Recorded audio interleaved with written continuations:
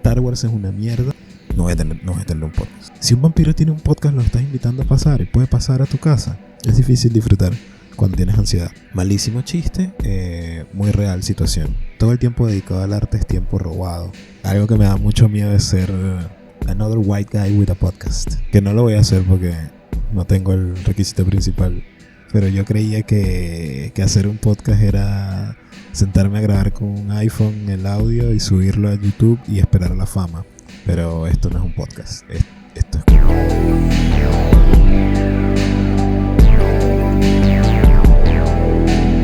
Si esto fuese un podcast, estaría patrocinado por Gifted, que es la agencia de marketing digital de mi amigo Gerardo Yardo, que es quien me ayuda con todo el tema de los ads, promos y no sé qué en redes. Ellos serían unos patrocinadores de este podcast.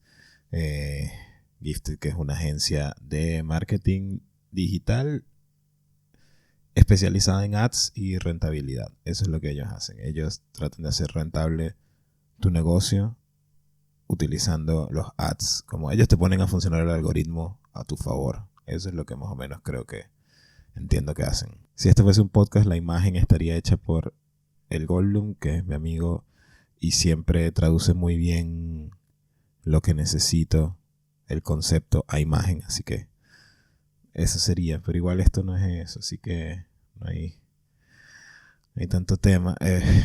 No sé, a ver, yo entiendo lo beneficioso que resultaría un podcast y por eso lo he estado pensando mucho últimamente y por eso la idea no la he descartado por completo, pero pudiera tener muchas razones para no hacerlo.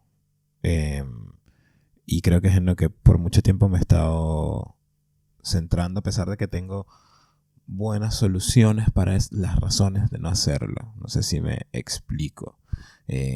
Por ejemplo, la razón principal para no hacer el podcast y para no hacer un montón de cosas en la vida es el tiempo. En los últimos días tengo el chiste, cada vez que me preguntan qué voy a hacer con respecto a algún proyecto del que hablé en algún momento, siempre digo, una vez que el Ministerio del Tiempo me apruebe la solicitud de que el día tenga 36 horas, hablamos. Malísimo chiste, muy real situación. Cierto es que yo le dedico muchas horas al stand-up, a la comedia. Eso implica también que tengo que dedicarle unas cuantas horas a lo que hago en redes, como pensando en crecer la audiencia, fidelizar audiencia, bla, bla, bla, bla, bla. Pero encima de todo eso, yo tengo un trabajo de 9:30 de la mañana a 6:30 de la tarde, que no tiene nada que ver con el stand-up. Y que si bien mis jefes y mis compañeros de trabajo son muy copados y como que están muy pendientes de lo que hago en la comedia y les encanta, también tienen que alcanzar unos objetivos y responder a ciertas necesidades de clientes y de jefes a su vez. Entonces yo tengo que rendir de acuerdo a esas expectativas y de acuerdo a un contrato que dice que 8 horas de mis días les pertenecen a ellos a cambio de dinerito, que es el que me permite comer. Porque, bueno, también sufro de eso, sufro de gusto por comer. Entonces, me encuentro en esa situación en la que tengo que trabajar, tengo que dedicarle 8 horas diarias a un empleo y luego dedicarle el resto de horas también a mi otro empleo, que es el stand-up y la comedia, y en el medio tengo una novia, y en el medio tengo unos gatos, y en el medio tengo una mamá que tengo que llamar cada cierto tiempo, amigos, familia, etcétera. Entonces se hace complicado. De hecho, tengo todo un fin de semana postergando esta conversación porque no sé en qué momento ubicarla. No sabía, un sábado, fin de semana largo esto, y no encontré un momento más decente para grabar esto porque los tiempos no me dan. Es complicado. Ahora cada año que pasa entiendo más a Hermione y el giratiempos, y cada vez entiendo el nivel de estrés que cargaba una pobre niña de 13 años en ese libro. Es complicado. Entonces, el tema del tiempo es algo que, valga la redundancia, por mucho tiempo ha sido mi razón principal por la cual no hacer un podcast. Pero yo mismo ahí tengo una respuesta para eso. Y creo que era José Tomás Angola Heredia, escritor venezolano, dramaturgo. Yo estuve en un taller de literatura con él hace muchos años. Fue el primer taller donde al finalizar alguien me dijo, sigue con lo que estás escribiendo. Ya yo tenía intención de ser escritor, ya me habían dicho que por ahí se me da bien, pero en ese taller fue donde terminé de entender cosas y donde me dijeron, hey, hay algo ahí. Y ese me dijeron es José Tomás. Pero en fin, en ese taller él soltó muchas frases, muchas ideas con las que yo todavía comulgo y que todavía mantengo a día de hoy, con las que me mantengo conectado a día de hoy después de casi 10 años de haber visto ese taller, ese curso. Y una de ellas, no sé si la frase era de él o él la había encontrado en algún lugar o lo había dicho a alguien más, pero él decía, todo el tiempo dedicado al arte es tiempo robado. Y suena poético, suena irresponsable también, pero desde que yo escuché esa frase, yo digo que me arruinó la vida porque ahora siempre veo el tiempo así, siempre veo el tiempo que le dedico a las cosas que hago en el área artística, siempre lo veo como tiempo robado. Siempre para mí es un tiempo que le estoy quitando a algo. Ahora, o sea, todas las promos de contenido las hice un día a las 3 4 de la mañana. Eso es tiempo robado a mi sueño. La cantidad de canciones y de videos que he grabado en un horario más que polémico, y por polémico me refiero a laboral. Eso es tiempo robadísimo. Para hacer stand-up hay mucho tiempo que le he robado mi relación con Mayra, con mi novia. Yo escribí 2 libros de cuentos cuando tendría que haber estado estudiando para parciales en la universidad. No sé, es nunca el tiempo para hacer algo artístico va a estar ahí para ti esperándote. Eso es, supongo que un privilegio que no todos tenemos, de tener el tiempo para. Que eso de tener el tiempo también se traduce en tener el dinero. Porque yo no tengo el tiempo, porque no tengo algo que me genere más dinero en menos horas en el día. Entonces por eso tengo que tener un trabajo con un horario regular para poder cubrir mis necesidades básicas. Y luego cuando eso se termina lo que quiero es descansar. Y no quiero estar pensando en generar más contenido, no quiero estar pensando en crear más cosas. Pero tengo que hacerlo porque estoy en un proceso de convertir ese contenido en mi fuente de ingresos. Y sé que es un proceso largo, pero es un proceso al que le tengo que meter tiempo. Entonces estoy en esa siempre. Y cuando estás en esa, entiendes que nadie va a llegar con una cajita que diga, toma todo este tiempo y haz lo que quieres hacer. Entonces siempre tienes que estar robando tiempo. Ahora debería estar pasándole coleto, o sea, trapeando el piso de la casa y estoy simplemente hablándole a un interlocutor que ni siquiera sabemos si está ahí.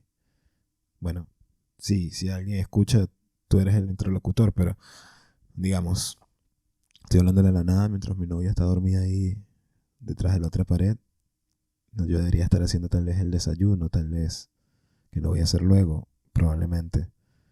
Pero lo que digo es, siempre es tiempo robado y por eso yo mismo me refuto la excusa de no tener tiempo para hacer el podcast u otras cosas, como, bueno, róbate el tiempo, ¿no? Y es lo que estoy intentando hacer.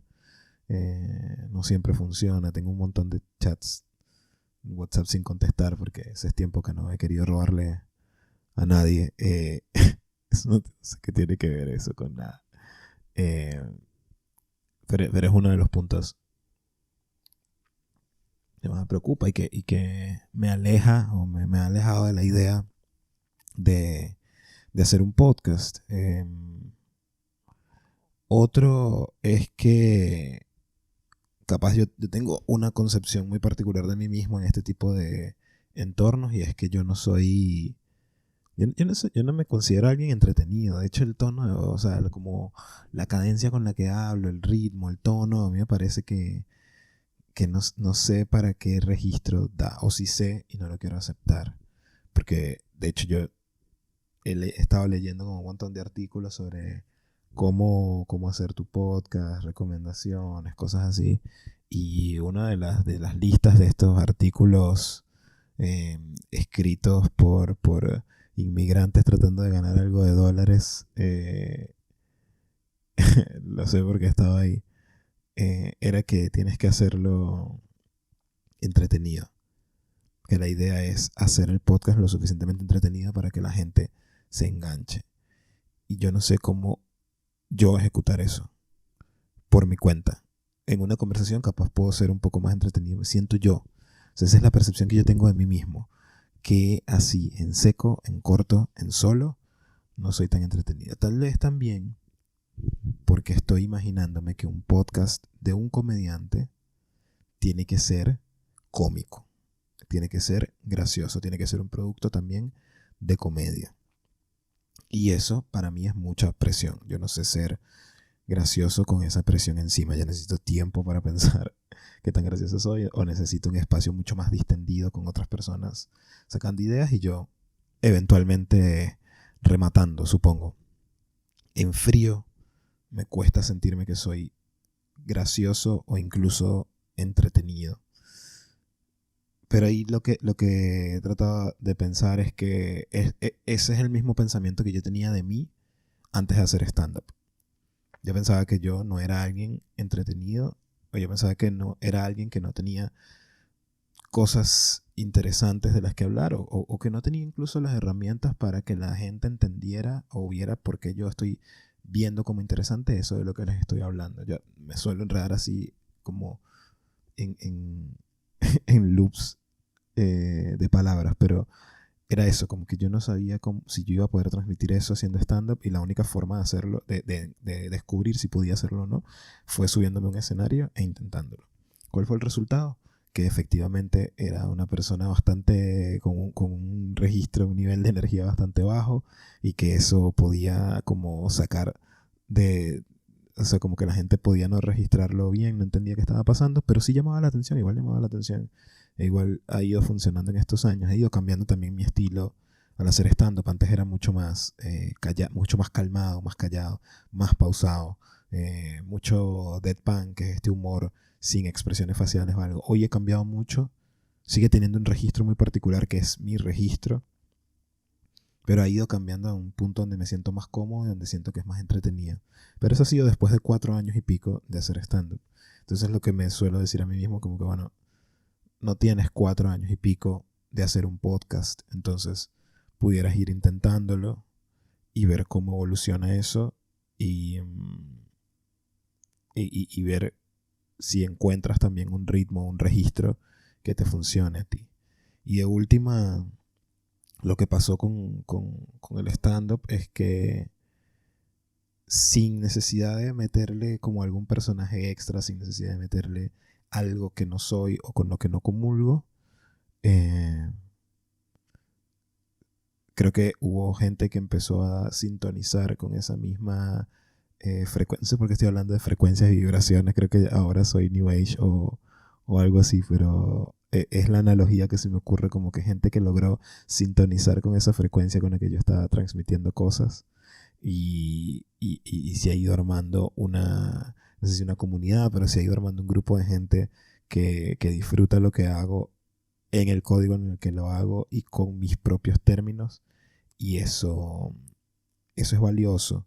Eso es valioso porque hay gente que te está entendiendo eh, el producto que tú quieres vender, el contenido que quieres vender, y, y es una sensación muy bonita de validación también, que es lo que uno está buscando cuando hace arte en general y cuando hace comedia en específico. Está buscando la validación de cualquier figura de autoridad o cualquier figura de referencia que tengas.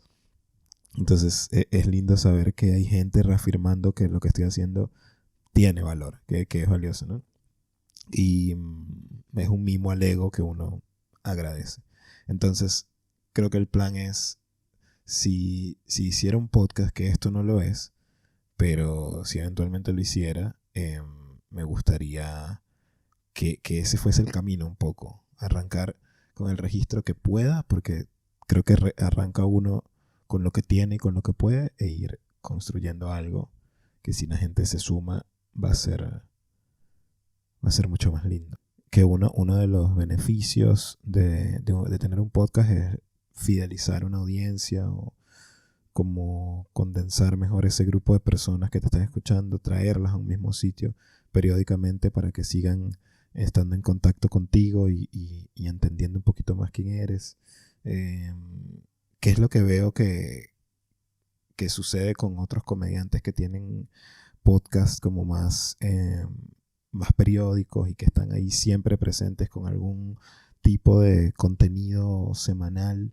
Lo veo, los ejemplos que tengo más cerca son Nanutria, como por proximidad también de ser venezolano y de conocer mucha gente que consume su contenido, y lo veo con Nico de Trasí, que también he compartido bastante con él por abrir shows y salir de gira con él y estar en contacto con su equipo.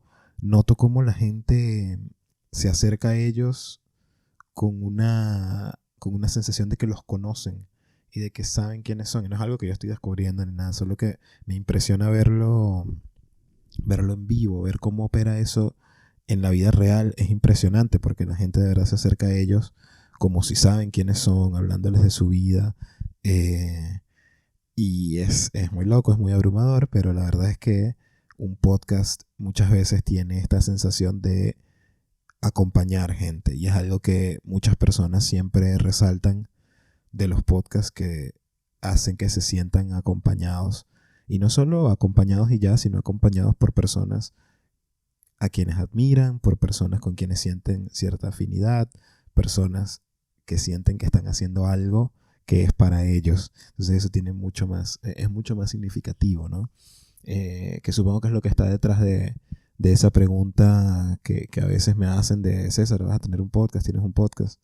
Es esa sensación de: brother, me gustaría como escuchar qué otras cosas tienes para decir, me gustaría que nos conozcamos, ¿no? Más allá de que termina siendo una relación un tanto unilateral, más allá de que por ahí pudiéramos abrir canales de conversación. Me gustaría, si llego a tener un podcast, como tener canales de comunicación con la gente para saber por dónde ir y qué más inventar, ¿no?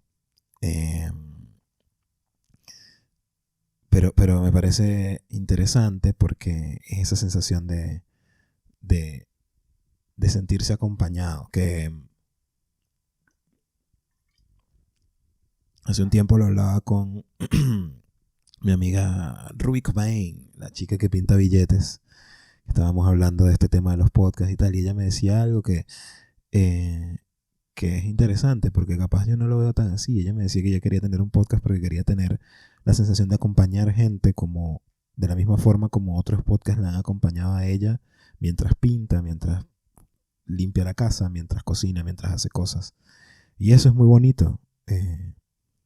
Que alguien más me abre la puerta de su casa y me permita estar susurrándole cosas al oído mientras hacen otra actividad.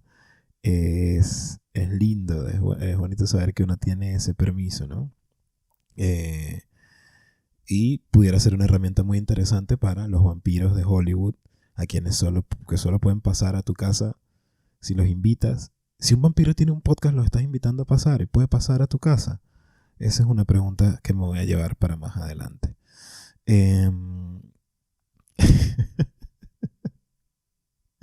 Pero es linda esa sensación de acompañarte. Yo, en uno de los primeros trabajos que tuve aquí, no me gustaba, o sea, era un trabajo muy mecánico, no me gustaba nada y me permitía pasar mucho tiempo escuchando podcasts.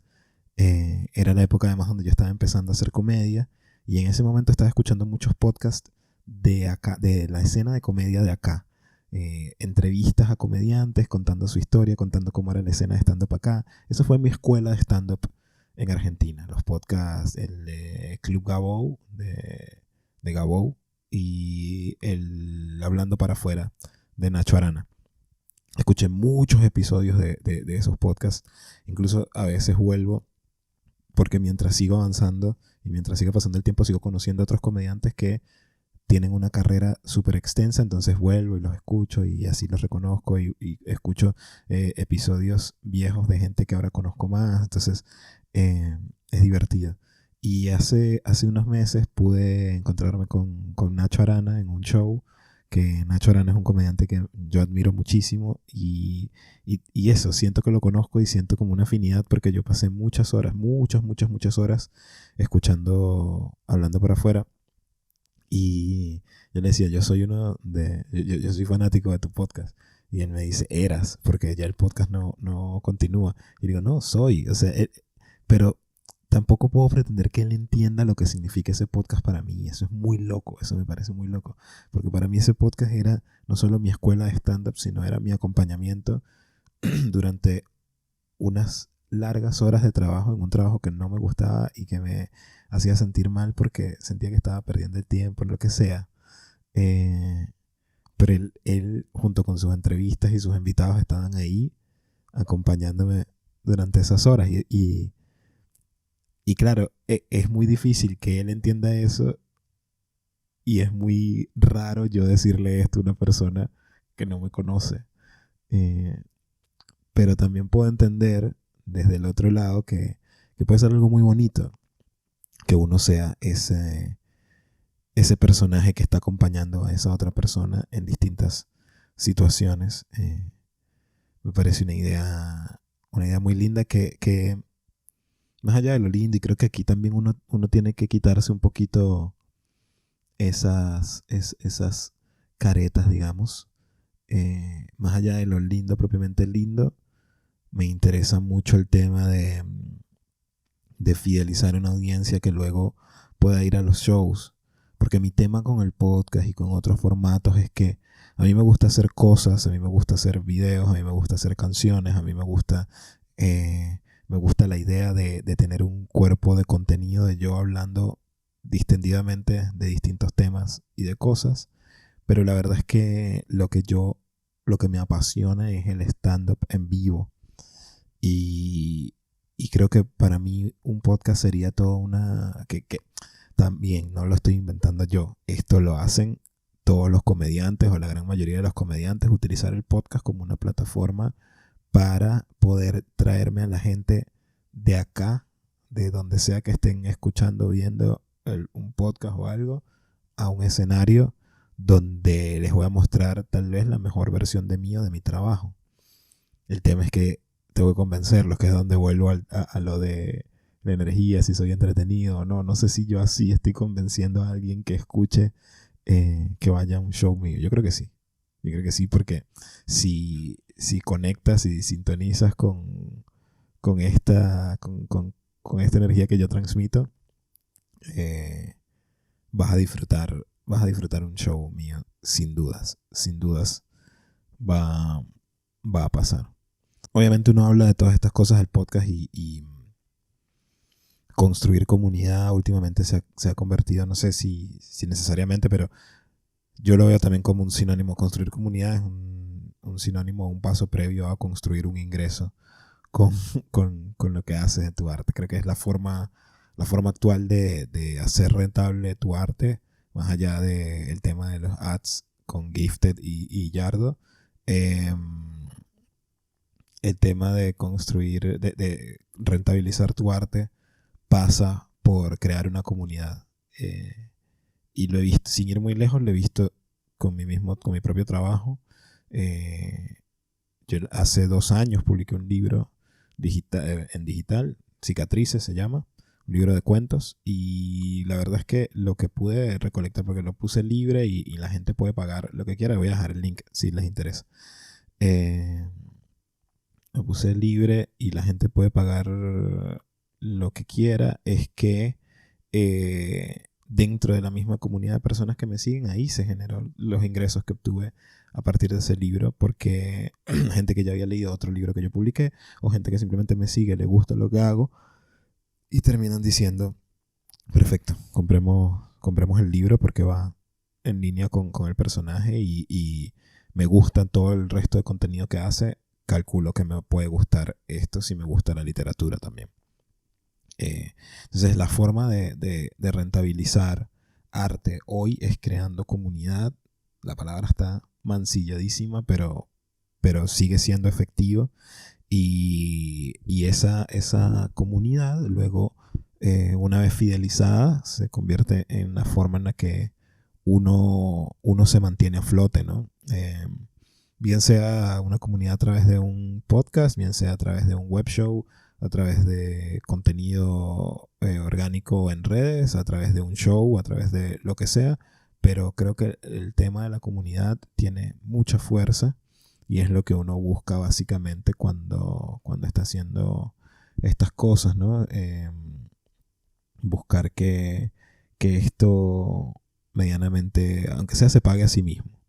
Eh, que la cantidad de plata que vi que se maneja con podcast, nada más en México, es una locura.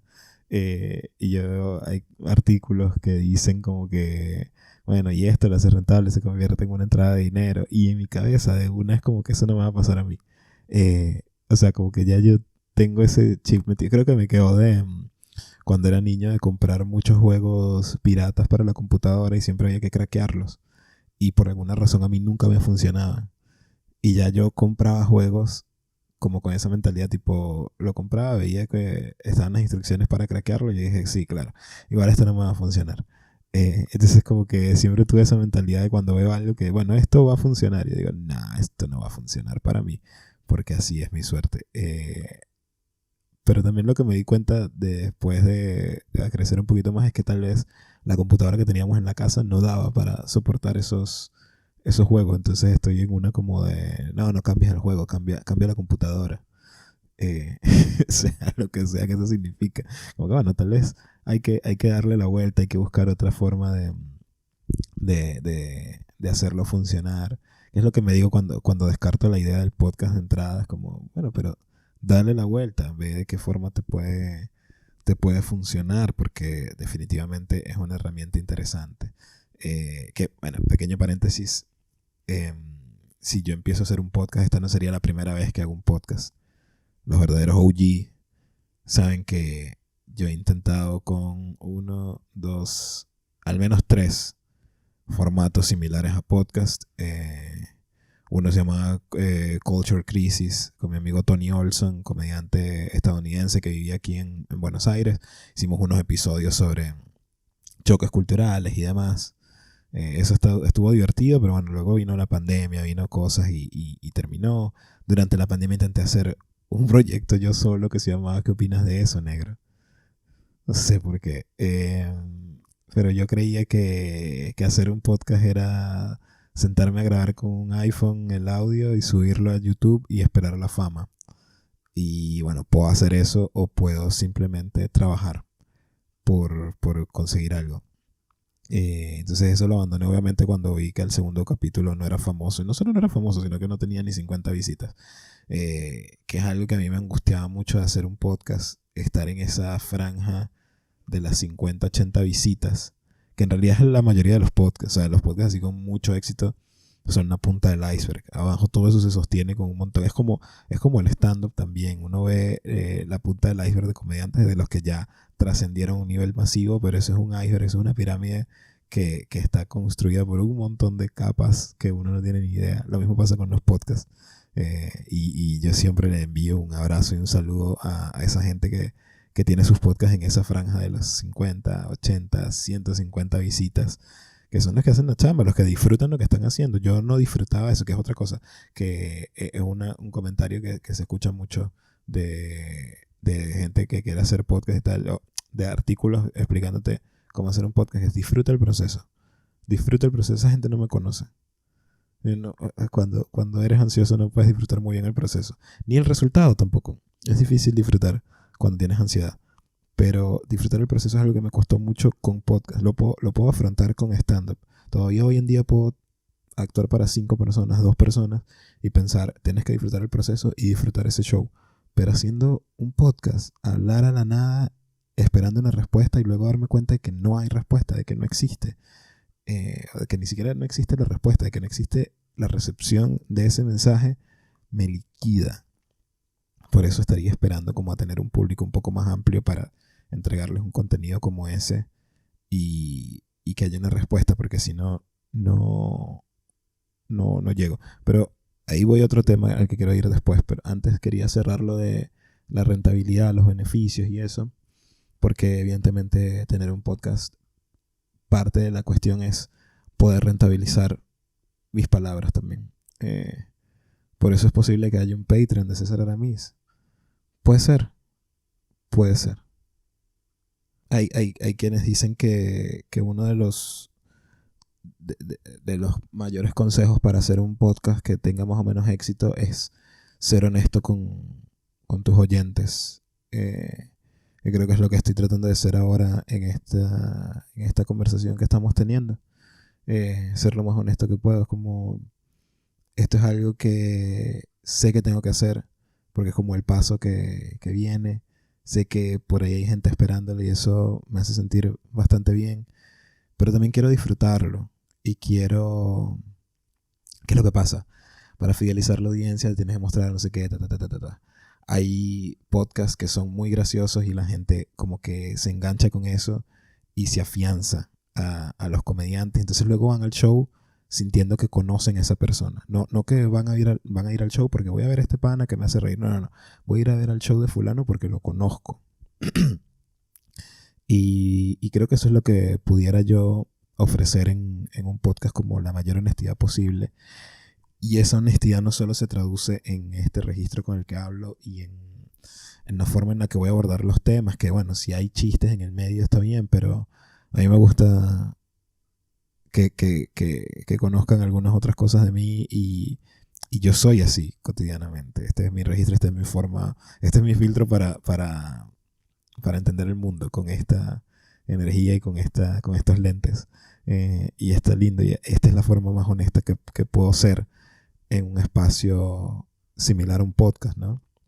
Y en todo caso, si lo hiciera seguramente para yo sentir que sigue siendo honesto a mí mismo, intentaría hacer alguna vuelta medio, no sé si crítica es la palabra, crítica no, intentando ser meta, intentando ser, no sé, algo con el formato que me permita jugar un poquito más. Y creo que esa es la mayor honestidad que puedo ofrecer. Es como, no sé bien qué estoy haciendo. Y no sé bien cómo va a seguir esto, pero me gustaría que me acompañara. Hace poco estuve en Cine Millonario, que es un podcast de películas. Y estuvimos hablando de Aladdin. Y me preguntaron ahí cuál era mi escena favorita. Y mi escena favorita siempre es cuando Aladdin, ya vestido al príncipe Ali, le pregunta a Jasmine, ¿confías en mí? Que Jasmine también ahí entiende que él es Aladdin y todo el cuento. Esa es mi escena favorita, pero es una frase que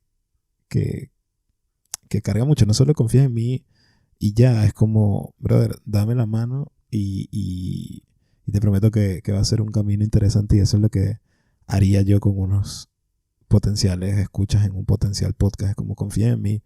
Esto capaz se va a ver raro, pero es la forma más sensata que tengo de mostrarme a mí mismo. Y de que conectemos a un nivel más profundo, más allá de los chistes, que tal vez eso también ayuda una vez que vas entendiendo de dónde salen los chistes o quién es la persona detrás de esos chistes que te hacen reír o que te gustan. Capaz hay una conexión más profunda, y eso está lindo también, que a través de las palabras, el lenguaje, las palabras es un acto de magia hermoso. Yo estoy aquí generando un montón de sonidos que a los oídos de alguien que no conoce son aleatorios, y a través de eso alguien más capaz le encuentra sentido, conexión, etc.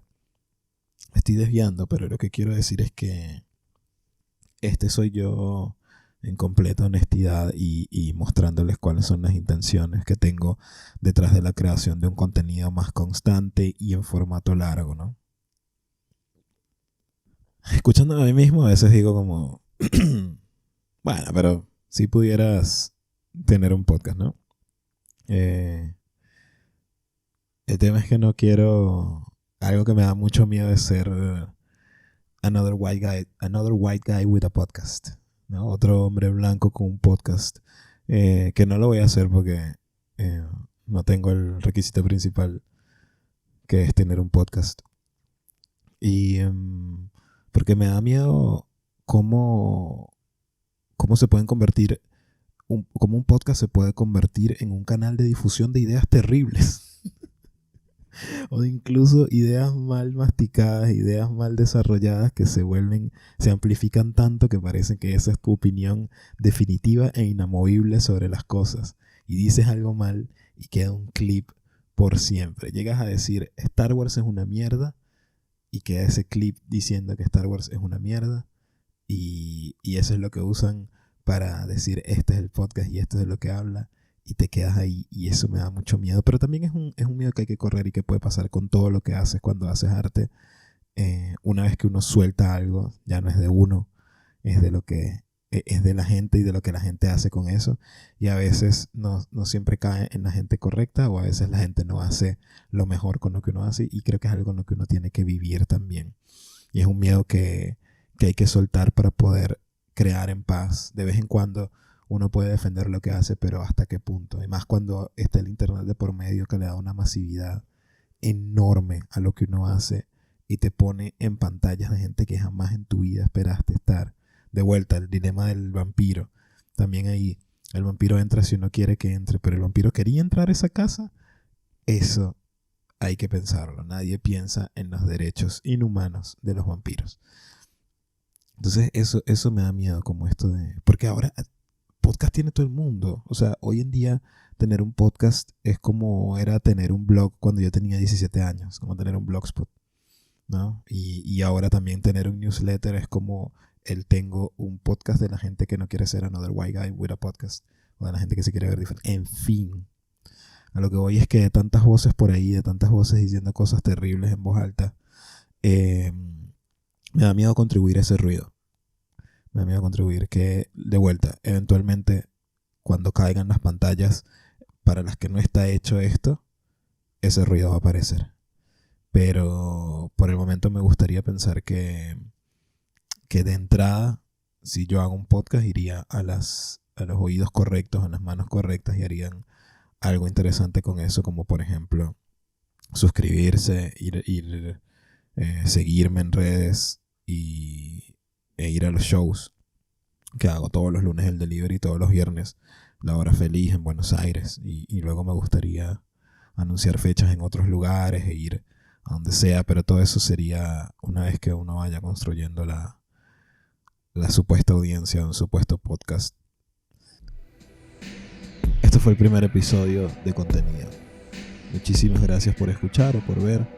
Yo recomiendo verlo, y si solo lo estás escuchando, está perfecto. No sé por qué dije eso. Mi nombre es César Aramis, yo soy comediante. Me pueden seguir en las redes @CésarAramis en Twitter, @CésarAramis8 en Instagram y en TikTok, si les provoca. Esto es patrocinado por Gifted, de mi amigo Yardo, que es una agencia de marketing digital que está especializada en ads y en rentabilidad, y que si quieres que tu arte sea rentable con el algoritmo, eso es lo que tienes que hacer, ir con ellos y pedirles asesoría. Y nada, el arte de esto lo hizo mi amigo el Goldum, que es lo máximo. Y nada, nos vemos, tengo cosas que hacer.